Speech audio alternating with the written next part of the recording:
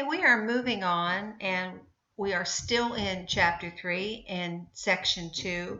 And this question is going to talk about histograms.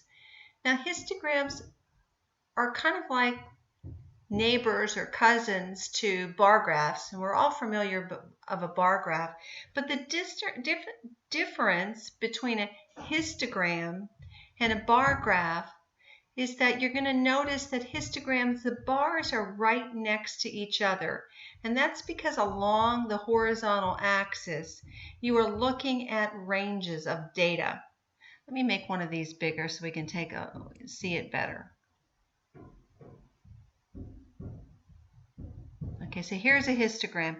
Along the bottom here, you're going to see that it looks like it starts at age 20, and then it's got chunks, or we call these classes. And so it goes up to age 80. So it looks like 20 to 30, 30 to 40, 40 to 50, 50 to 60, 60 to 70, 70 to 80. So each one of these bars represents a total of 10 years.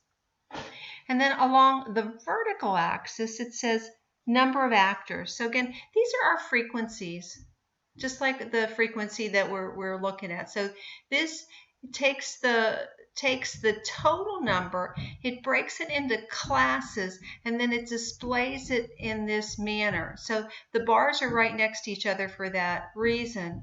Often with a histogram, you're going to see a label down here, and normally the label is going to be halfway in between, or it's going to label this point right here. So one way to label this graph would be put a 25, 35, 45, 55, 65, 75, right in the middle there, and that kind of makes sense. Another way that these are commonly labeled is they label the points, the intersection points. But really what this is 20, it's right here. It's not really 30, it's not really 29. They will label it 29 and a half, 39 and a half.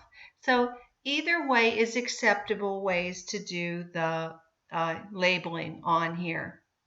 And this is definitely missing a title. We should make sure that the title here should say about ages of recently award-winning male actors at the time they won their award. So that would have been something you definitely want to add here.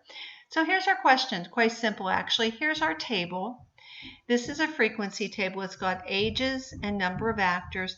Notice that with the ages, there's no overlap. It doesn't go 20 to 30. It goes 20 to 29, 30 to 39. So there is no overlap or ambiguity in how to read this. So from 20 to 29, there were no actors that were that young that won. So if we look at our histogram, even just looking at the little pictures here, I can tell you that the answer is definitely not going to be 2, because this has got something going on in the 20. So we can just eliminate that one right away.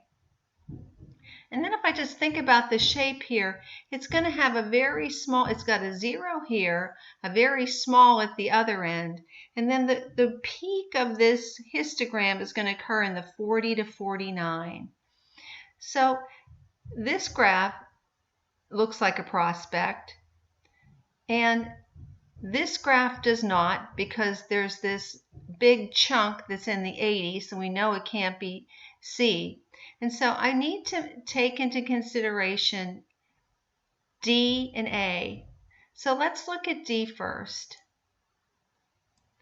So D here, we've got 0 in the 20-year-olds. Then from 30 to 39, it looks like we have, let's see, this chart is not very descriptive, is it? That's 20, so that's 5, 10, 15, 20. So it looks like we've got about 12 here, and then drop down to about 6, and then back up to 15. So let's check our data. That looks like a pretty good match, doesn't it? 12, 15, 6, 3, and 1. Okay, so before we make our final decision, let's take a look at A. So we've got the same. This is 5, 10, 12. We've got 15. This looks like 6. That looks like 3 and 1. That also looks good. So I think actually when I look at D, there's a problem. Let me go back and look at D. What's going on here from the 50 range? It's showing at 15. And in our data, that should be 6. So we're going to eliminate choice D and we're going to choose A for our answer. And let's just check to make sure we got it right. And we did. Moving on to the next question in the next video. Keep studying.